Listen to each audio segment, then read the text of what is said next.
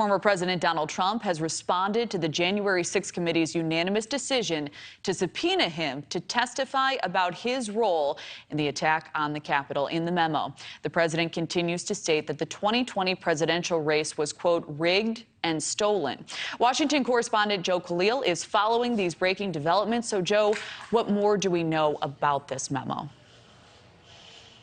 Well, he came through on his word, former President Trump promising he was going to respond to the January 6th committee's subpoena in the 8 o'clock hour Eastern time. That's exactly what he did, releasing this 14-page memo addressed to Congressman Benny Thompson, who chairs the January 6th committee.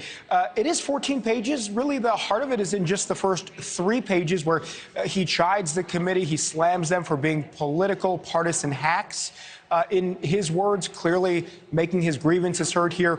We'll show you a bit of the memo, exactly what the president said here. Put it up on your screen.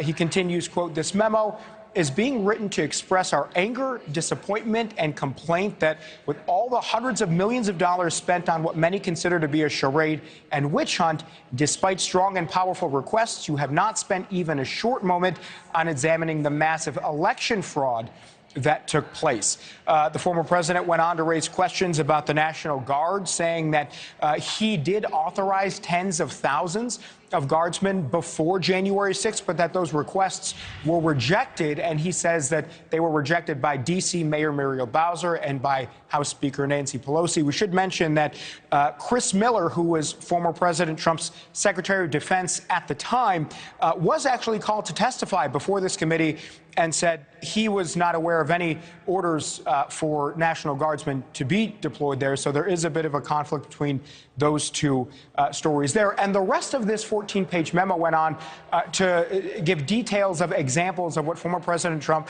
calls election fraud. And he lists some of the battleground states: Michigan, Wisconsin, Pennsylvania, Georgia.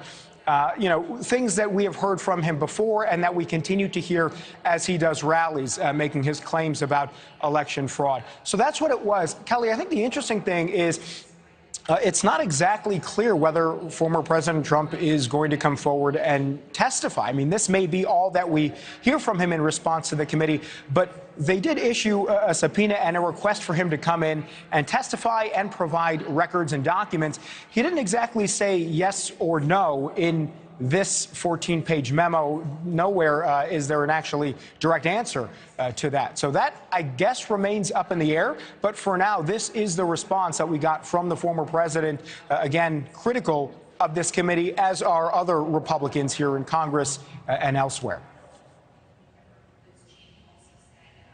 All right. Well, it's a lot to follow. Joe Khalil, thank you for that breakdown this morning.